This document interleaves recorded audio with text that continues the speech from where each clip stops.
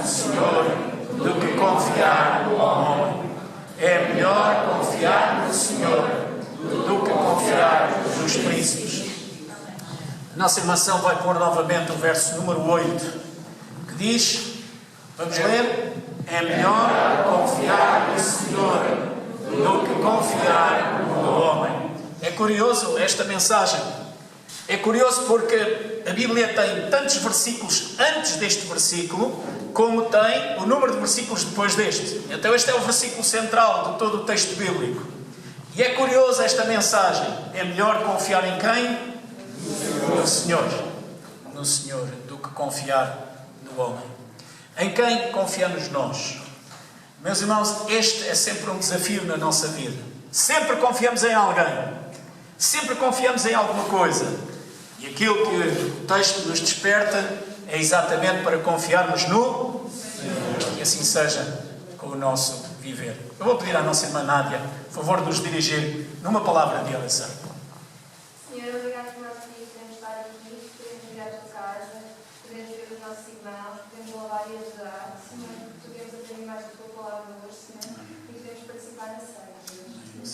Senhor, vem agora abençoar-nos, vem abrir os nossos corações para a palavra, Senhor, e vem ajudar-nos ao longo desta semana, Senhor, cada um dos seus trabalhos, nas suas vidas pessoais, Senhor. Vem ser connosco, para o que peço e agradeço em nome de Jesus. Amém.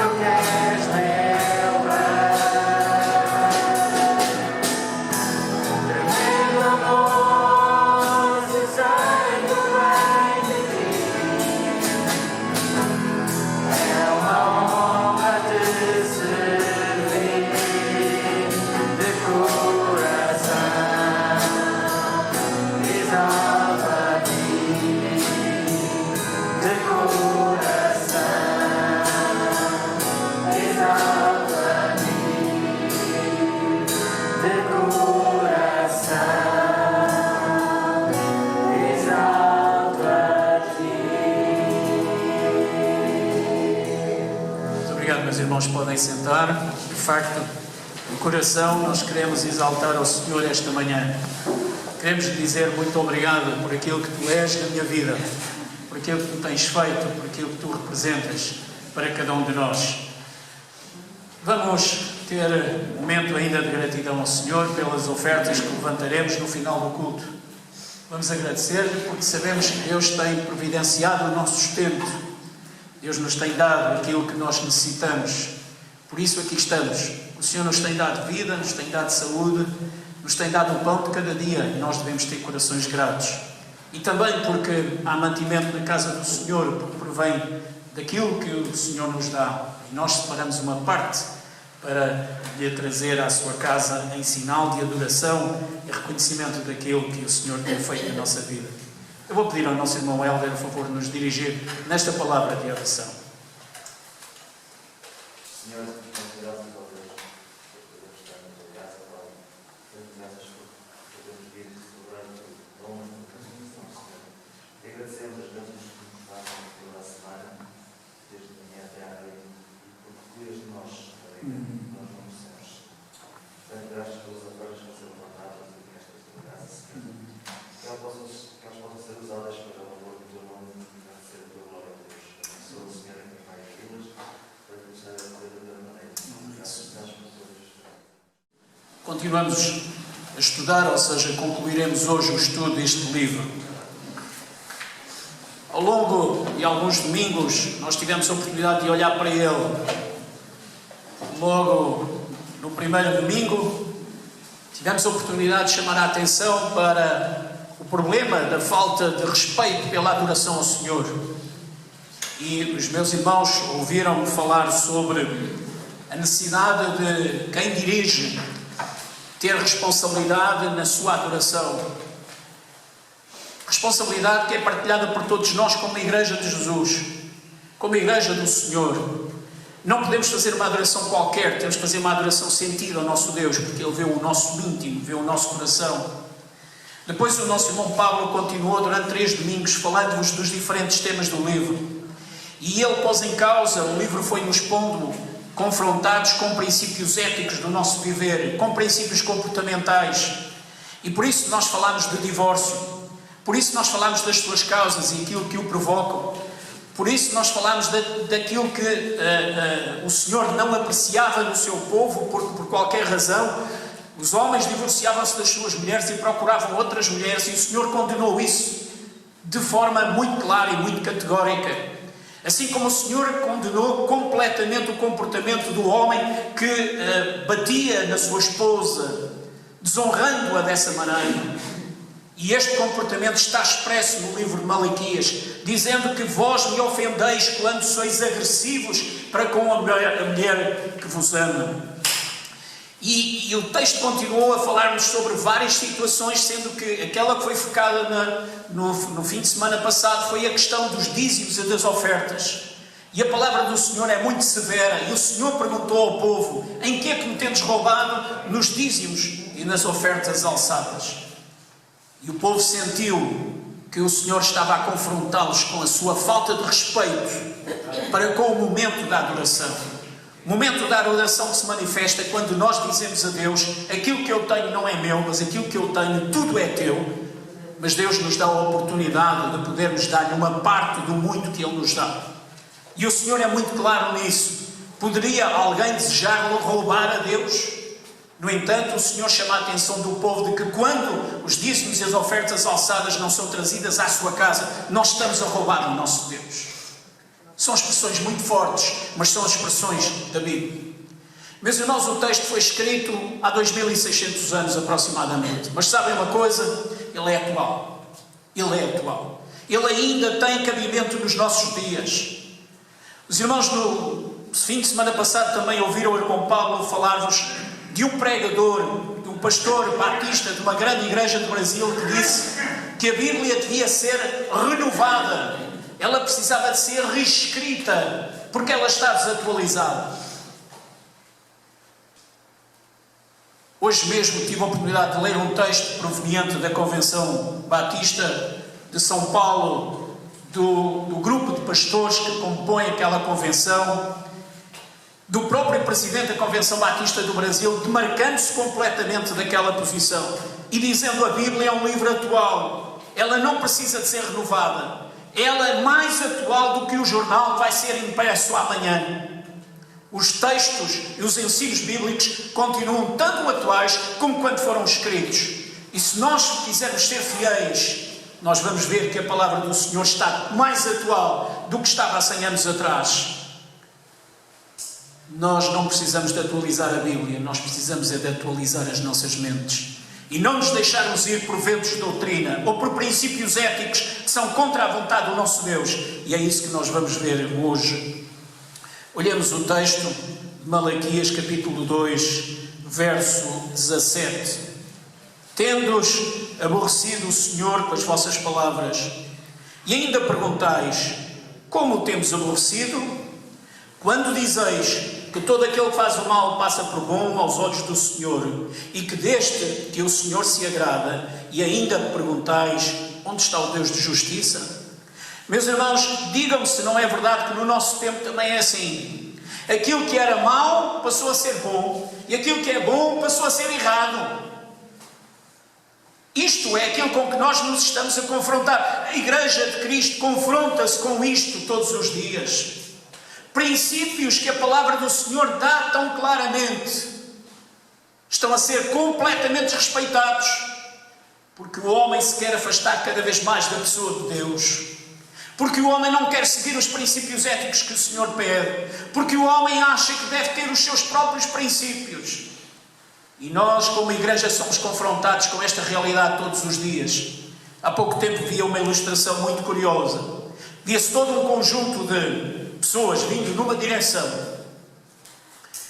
Injustiça, bebedeira, droga, álcool, tudo vinha na mesma direção. E na direção contrária ia um homem com a cruz. E a cruz dizia: Cristo.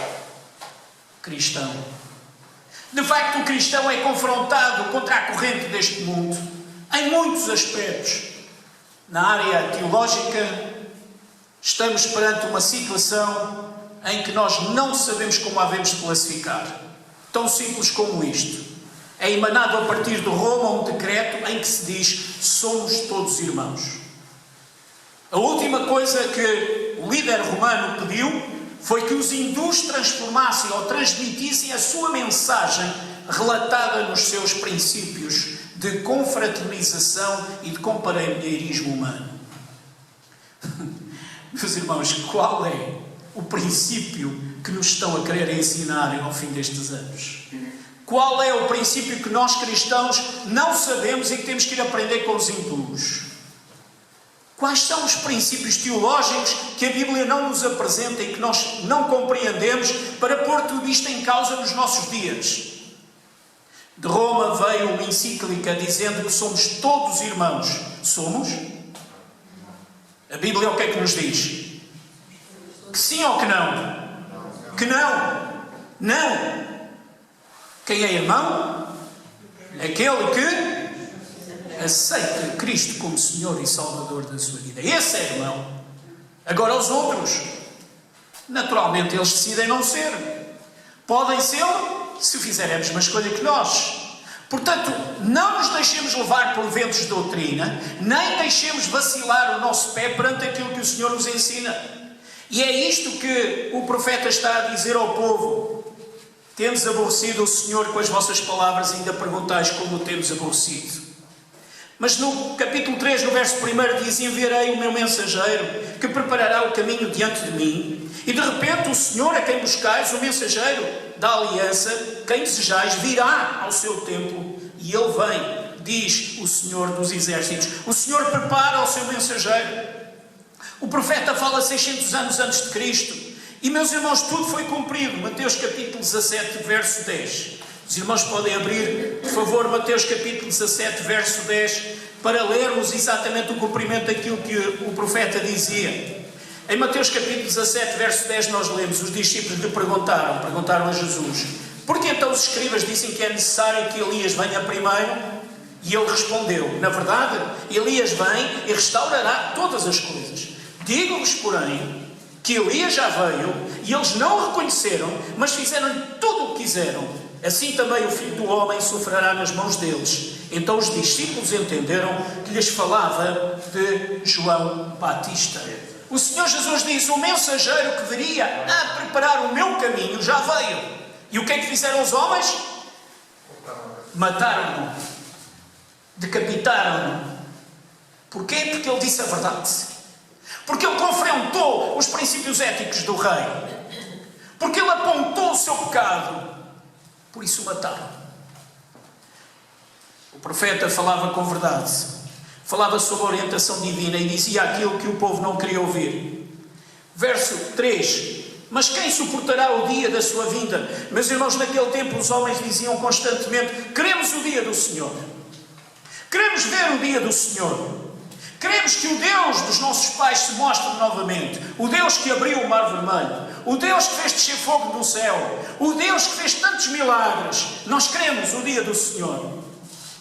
E o profeta pergunta-lhes: será que querem mesmo o dia do Senhor? Sabem como é que vai ser? Mas quem suportará o dia da sua vinda, diz no verso 2 do capítulo 3. Quem permanecerá de pé quando ele aparecer?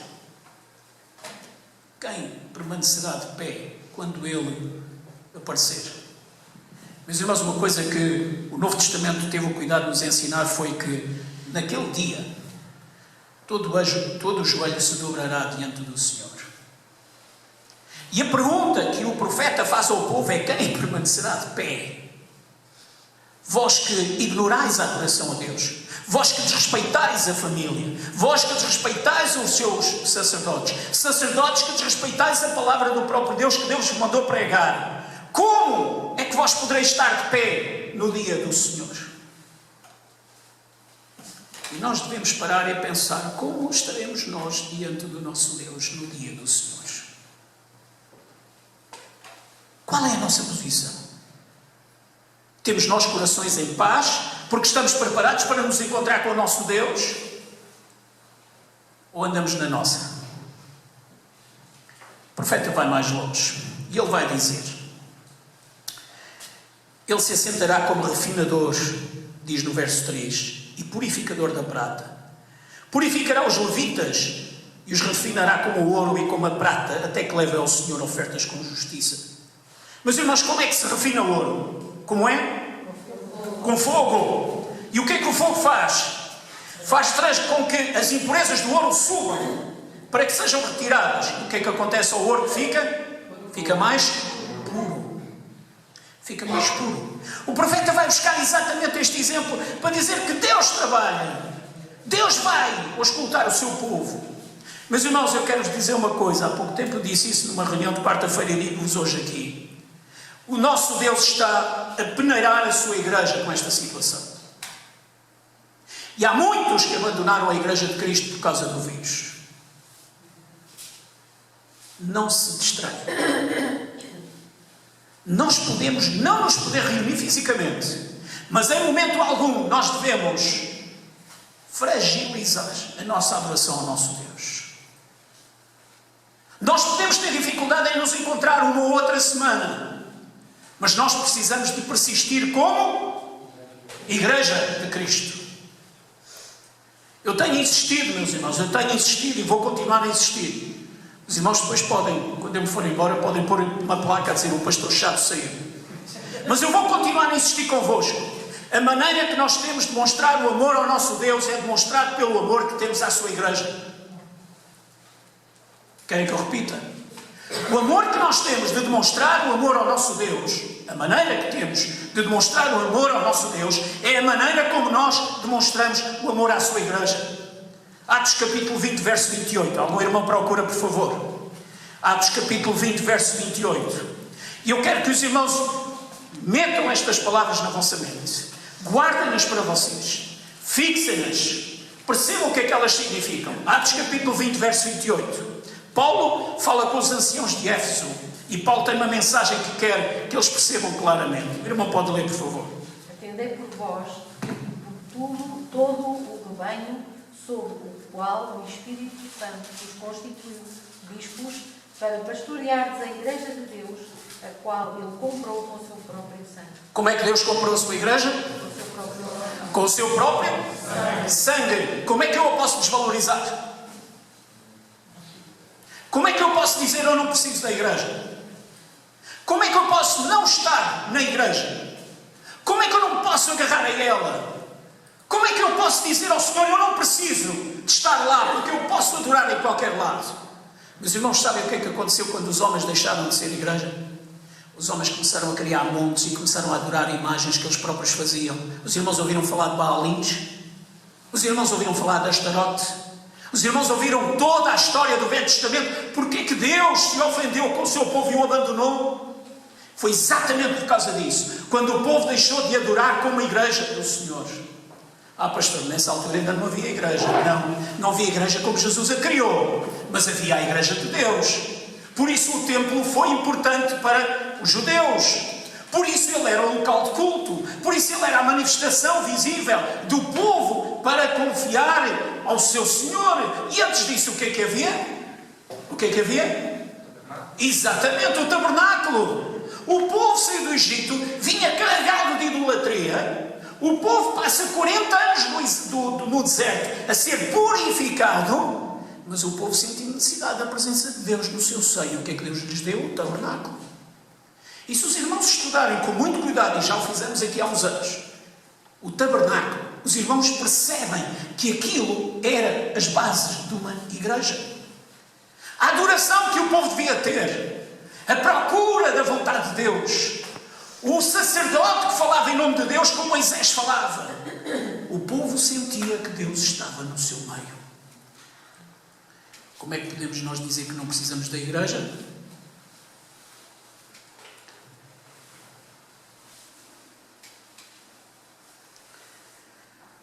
Verso 5. Irei a vós com juízo. Sem demora testemunharei contra os feiticeiros, contra os adúlteros, contra os que juram falsamente, contra os que exploram o trabalho em seu salário.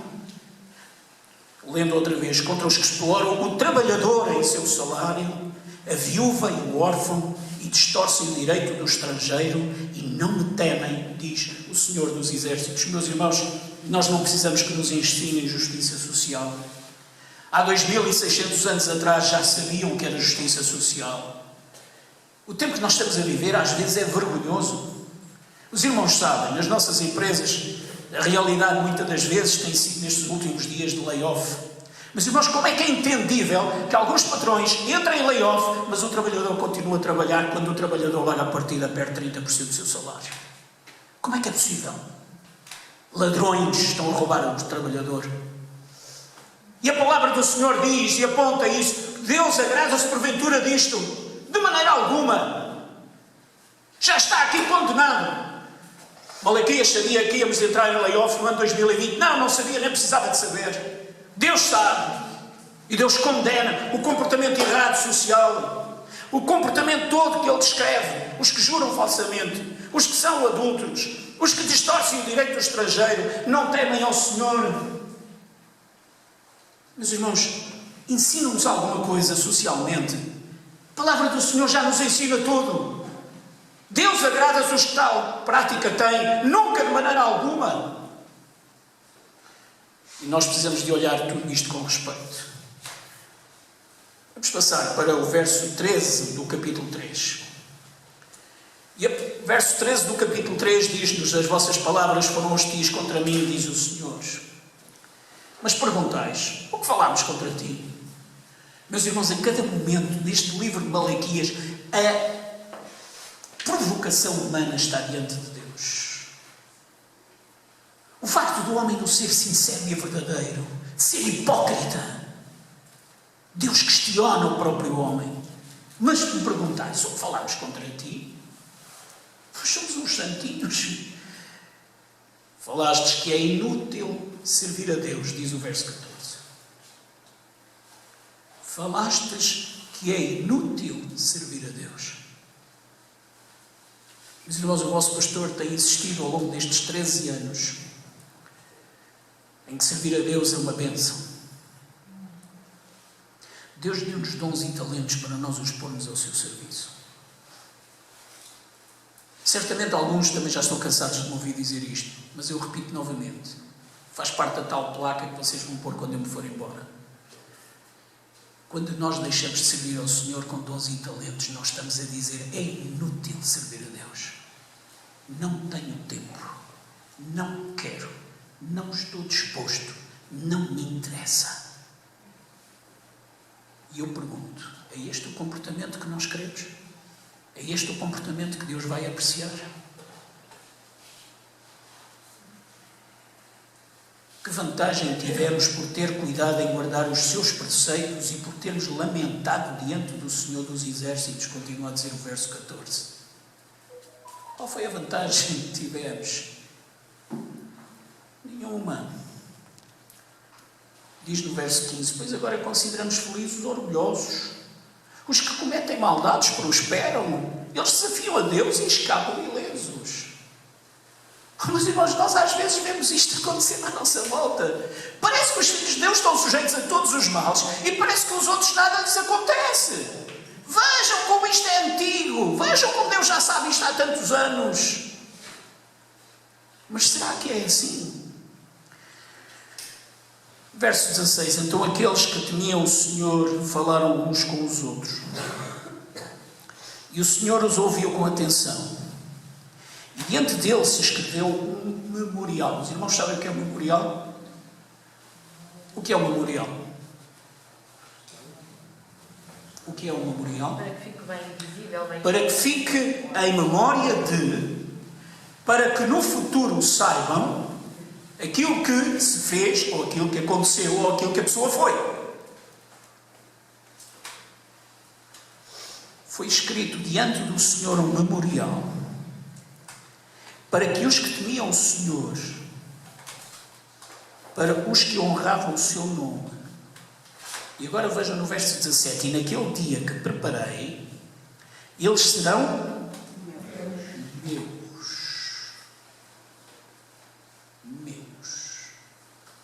No dia que eu preparei, eles serão meus. E é o Senhor que afirma estas palavras através do seu profeta. E sabem uma coisa, meus irmãos? Sabem o que é interessante? Obrigado. A irmã quer fazer o favor de parar isso? Não há um botão que desliga isso tudo.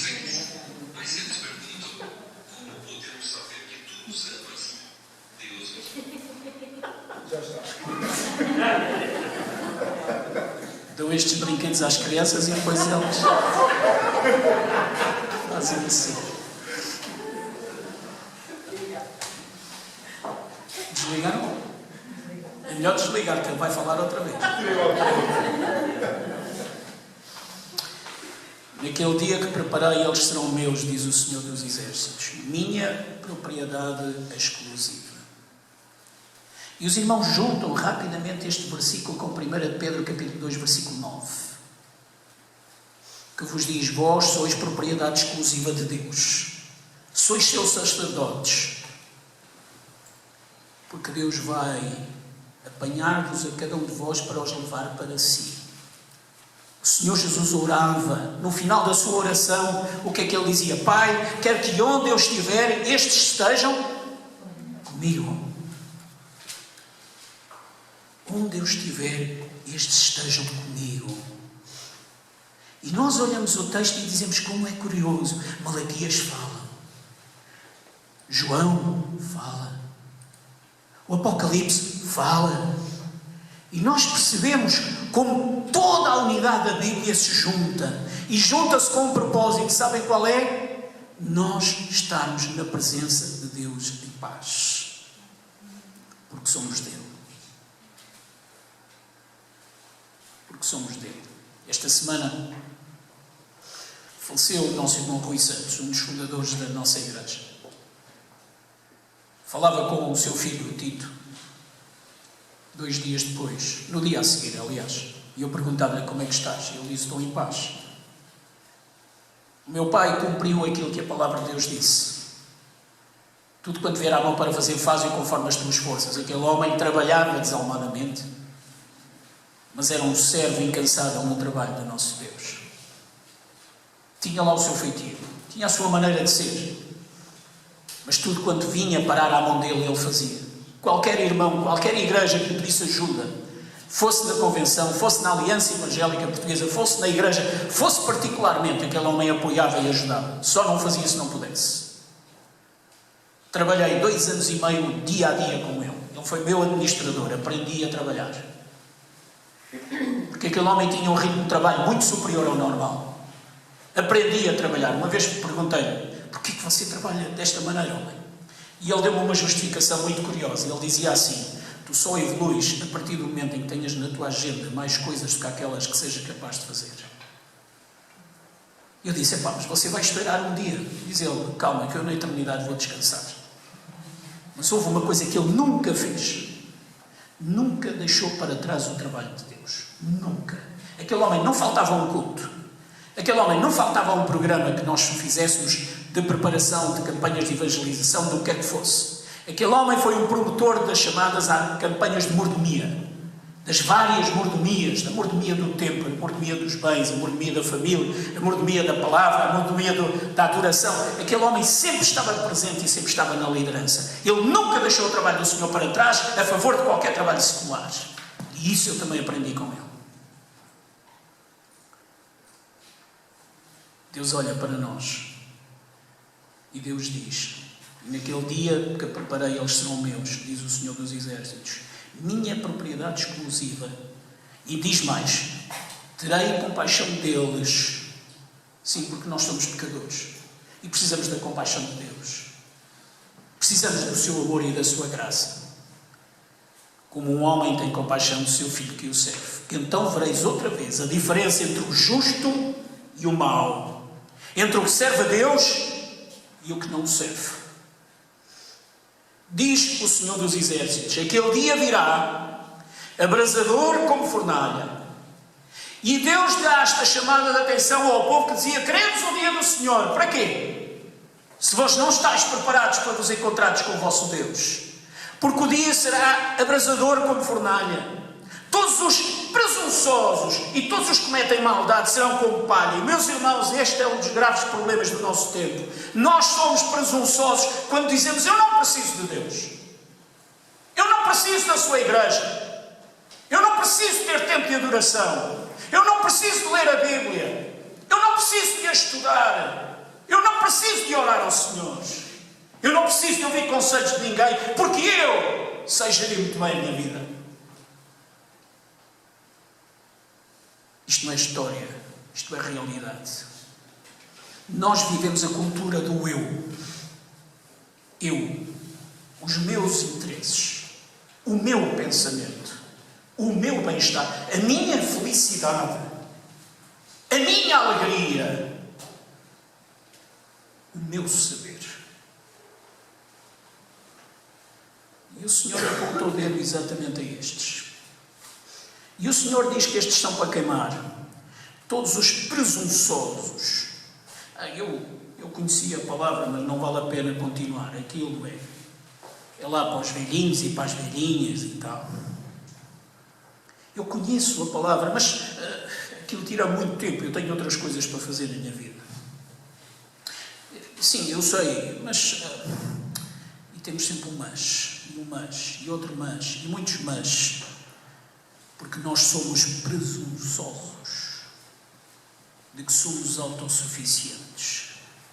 E dali passamos rapidamente à maldade. E a maldade é tudo aquilo que não é da vontade de Deus.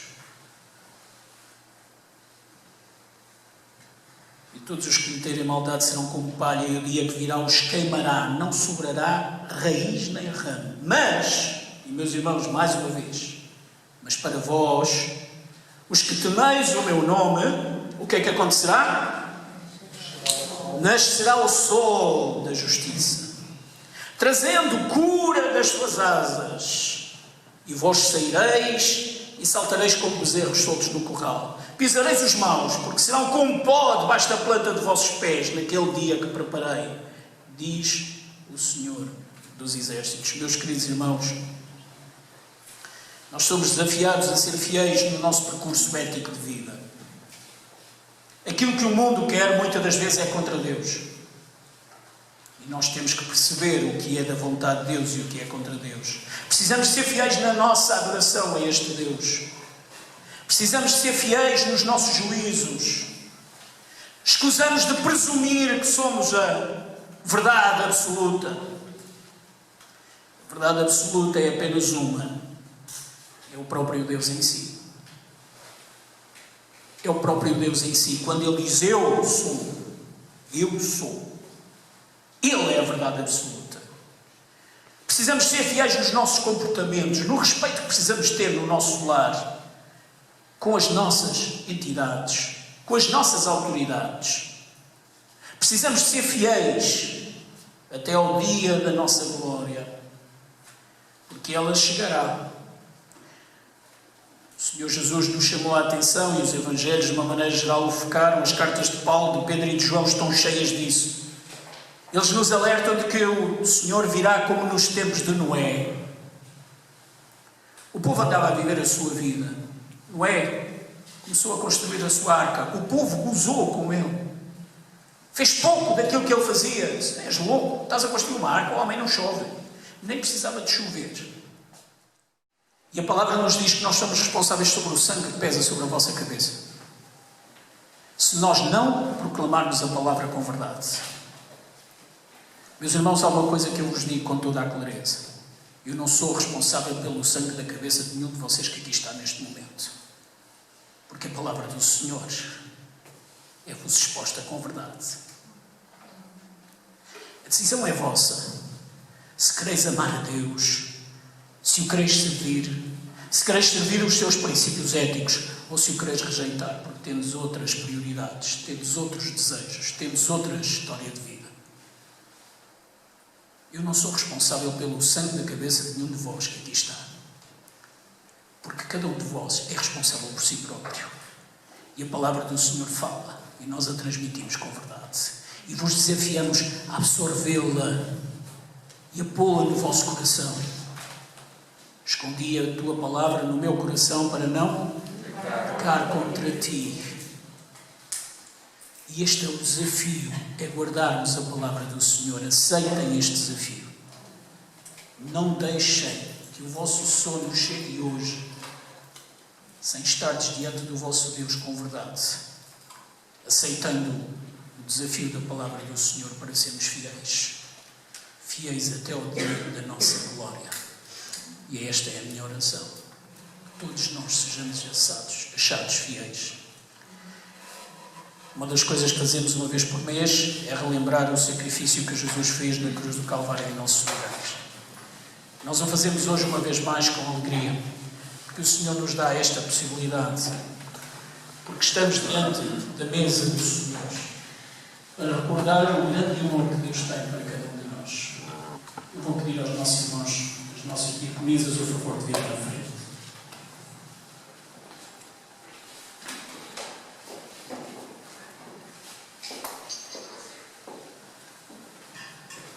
Vamos ainda ter uma palavra de oração. Digo ao Senhor que este seja um momento que diga sempre algo ao nosso coração.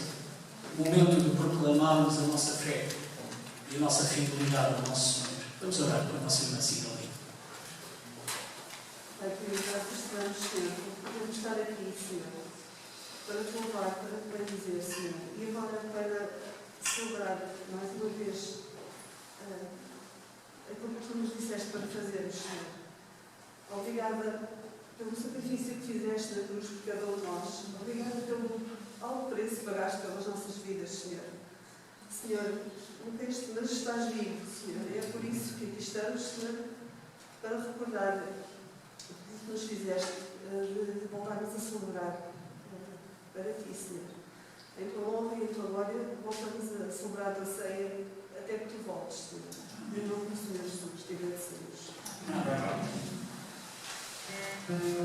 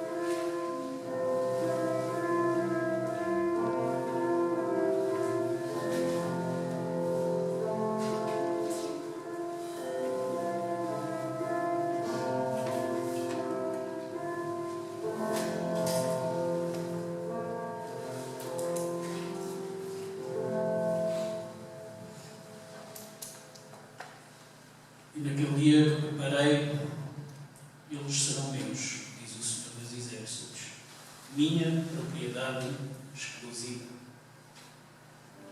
Esta foi uma mensagem que o profeta sentiu necessidade de transmitir. O Senhor falava ao seu coração contra um povo que desprezava Deus. E Deus sabia que o povo ia ser castigado. 70 anos de cativeiro os esperavam para aqueles que viriam, porque muitos foram mortos. O povo se tinha tornado idólatra. O povo tinha abandonado Deus, tinha desprezado o louvor ao Senhor. Mas para aqueles que não o fizeram, o Senhor queria dar esta mensagem de esperança. Naqueles 70 anos, nós sabemos que eles passaram na Babilónia e entre eles nasceu um homem, viveu lá um homem, aliás, muito jovem, foi deportado. Viveu lá até que morreu. O seu nome foi Daniel. E nós, quando somos crianças, aprendemos muitas histórias sobre Daniel. Uma delas é quando ele é lançado na cova de leões.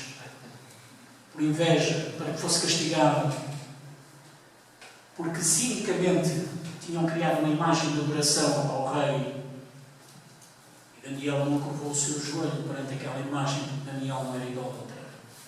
Daniel foi contra a sociedade, contra os princípios que queriam defender.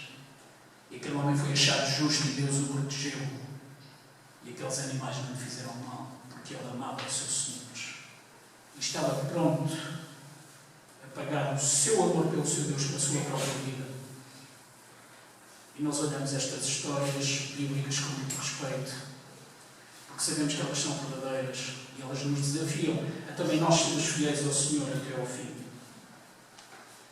Meus irmãos, celebramos a ceia do Senhor, lembrando-nos de que Deus fez um grande milagre no dia em que tocou o nosso coração e nós o podemos aceitar como Senhor e Salvador da nossa vida.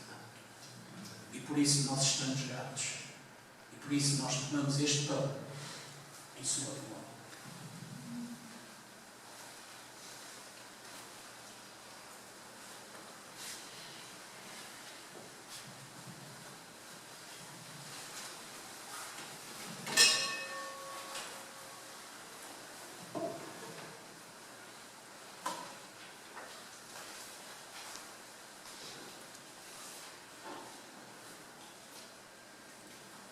Vamos ainda ter uma palavra de oração com a nossa irmã Isabel.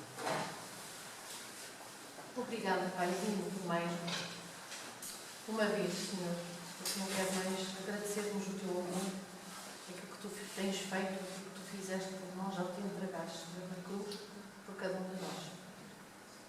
Que a nossa vida, Senhor, seja para te honrar, para te glorificar, que cada um de nós perceba a responsabilidade que tem ao ser teu filho, tua filha, de testemunhar isso mesmo no nosso viver, em cada dia, quer estejamos aqui, quer estejamos no nosso trabalho, na nossa casa, na rua, onde quer que estejamos, Senhor, que nós sejamos filhos teus, obedientes à tua palavra, Senhor, e para isso precisamos de te conhecer cada vez mais, Senhor, que a nossa intimidade, a nossa comunhão contigo seja permanente, Senhor, para que nós saibamos o que fazer em todas as circunstâncias da nossa vida. Obrigada, Senhor, por esta ordenança que deixaste, que nos une a Ti, Senhor,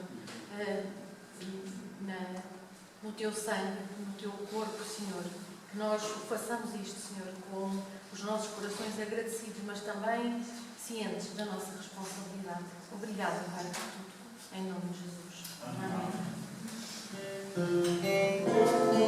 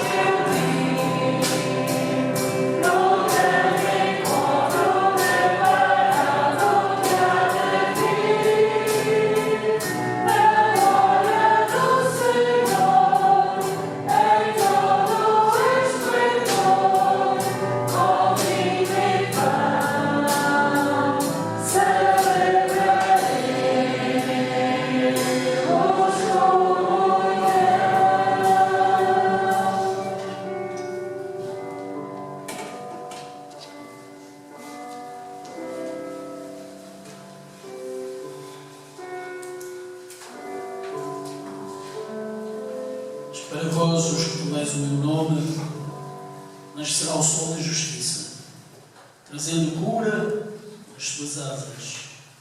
E vós saireis e saltareis como bezerros soltos em corral. Meus irmãos, o Senhor se alegrará no seu dia com aqueles que são seus. Paulo dizia que aquilo que o olho não viu, nem o ouvido ouviu, é isso que Deus tem preparado para cada um de nós. Queremos nós nisto?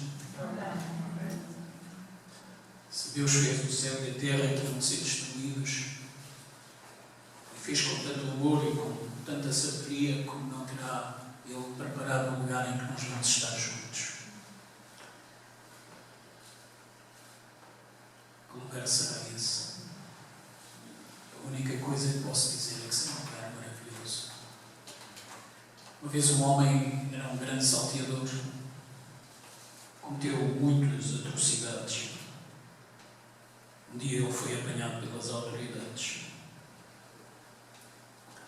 E no seu tempo, quando ele roubava, aquilo que lhe estava destinado era uma cruz. As autoridades apanharam-no e foram crucificá-lo. E ao lado dele estava um outro homem que não tinha pecado algum, não tinha feito rigorosamente mal algum. A única coisa que ele tinha feito era curar os cegos, os leprosos, os coxos, ressuscitar os mortos. Naquele momento, aquele homem que era mau e que era perverso, que era ladrão, caiu em si. E virou-se para aquele outro homem e disse-lhe: Senhor, lembra-te de mim quando entrares no teu reino. E ele ouviu as palavras mais magníficas que alguém algum dia pode ouvir. Hoje mesmo estarás comigo no paraíso. O paraíso é aquilo que está guardado para cada um de nós, que aceitamos Jesus como Salvador e como Senhor da nossa vida. Em memória deste Jesus, bebamos deste cálice.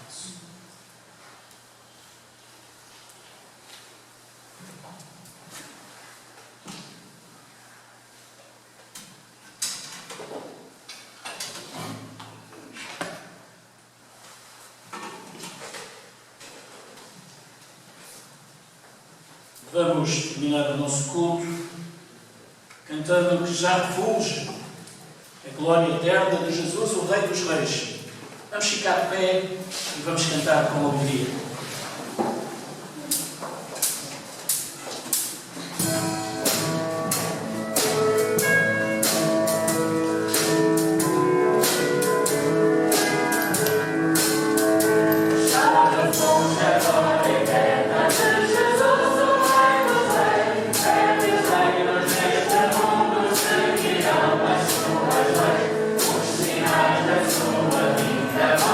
Mostra cada vez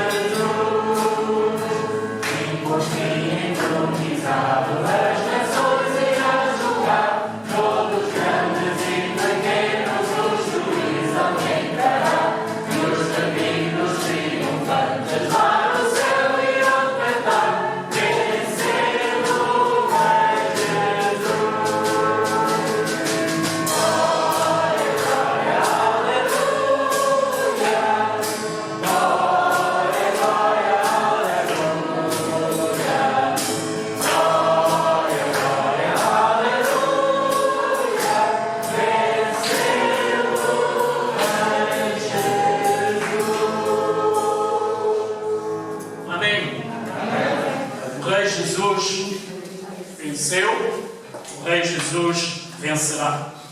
E esta é a nossa esperança. Desejo que os meus irmãos tenham uma semana abençoada, sintam a presença do Espírito Santo do Senhor com cada um de vós, não deixem de orar uns pelos outros e confiemos no nosso Deus em todos os momentos do nosso viver.